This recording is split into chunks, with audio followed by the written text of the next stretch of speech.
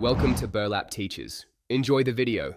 Cut a 12x 12-inch cardstock into a 9x 9-inch square for the base and lid.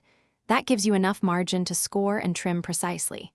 Use a ruler to mark fold lines every 5 inches to form the 5-inch tall sides on both pieces so the lid fits over the base. You will need cardstock, a craft knife, ruler, bone folder, clear tape or glue, and a small square of acetate for the window. Gather everything before you begin. Score fold lines with a bone folder to create crisp 5-inch tall sides. Accurate scoring prevents tearing when you fold upward to form the box.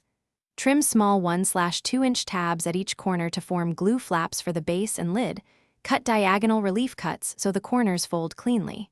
Apply clear glue to tabs, hold 30 seconds, then reinforce with clear tape for strength. Repeat for the lid and allow the glue to set fully before moving to the next step.